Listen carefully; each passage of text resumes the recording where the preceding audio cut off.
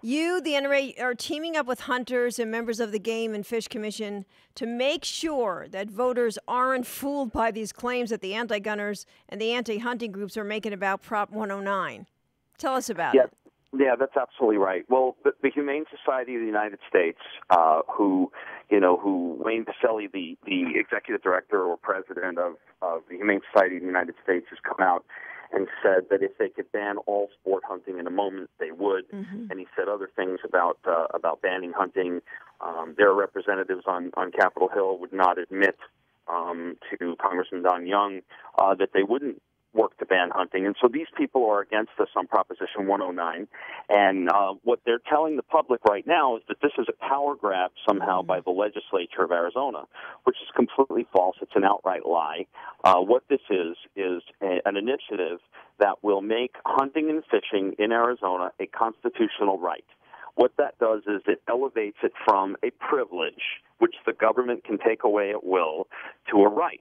And what it also does is it places limits on the legislature, and it places limits on the Game and Fish Commission that essentially say, to paraphrase, they say that all wildlife law has to be done with a mind toward wildlife conservation and the preservation of hunting and fishing in the state of Arizona.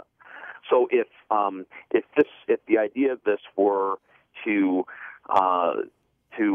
make hunting unlimited or to make unlimited bag limits and things like what the other side is trying to say, then how would that be in the furtherance of preserving hunting in the state of Arizona? It wouldn't. It's counterintuitive, and as usual, our opponents are lying about this. Yeah, and you're right. They I was reading. They basically say this proposal puts politics ahead of science. But we all know when they talk about science, we've talked to the experts, and these claims are totally false, and that these groups really don't know about hunters and the role they play when it comes to wildlife management. Well, it's absolutely true, and hunters were the first. I mean, Theodore Roosevelt, was the first to say that we should use science-based management, and that's a great thing when we use real science, not junk science like that. The crazy things that they've done in the past and said that is science. For instance, the whole issue about lead and condors. We know that that's junk science. Yeah. What we're saying is if you have biologists, qualified game and fish department biologists that say you can hunt more deer in an area or you should hunt less deer in an area based on the area's carrying capacity, that's good science, and hunters have always listened to that.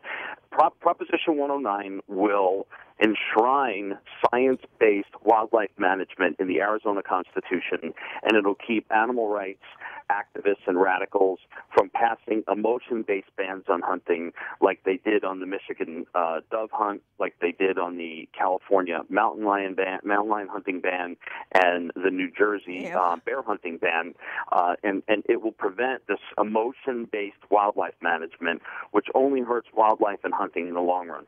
I thought, is his name Jack? Is it Husted, the Game and Fish Commission? Jack Husted, yeah. I thought he summed it up pretty well when he talked about why this is needed. And he said, he called all of these false claims Disneyfication of hunting.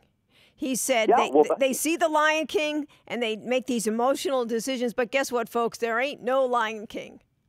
He's absolutely right. And it really is the way that the Humane Society of the United States does things. They put one-eyed puppies on television in order to raise money, and then they use that money, which people think they're using, which people think they're donating to help one-eyed puppies, and they use it to ban hunting in the states. Mm-hmm. And we can't allow them to do that. And what happens is when you have wildlife management by the initiative process, and we have this primarily in the western states where if you get enough signatures you can put something on the ballot. When you have something like this, what happens is you reduce wildlife management to who can produce the coolest and most emotional and sexiest 30-second spot and how many times they can run it on TV.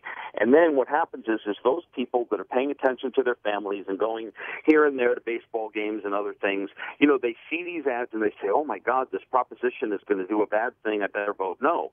And that's or I better vote yes. Banning mountain lion hunting or banning bear hunting or other things. And we've seen it happen throughout the states, and we're just not going to let it happen in Arizona.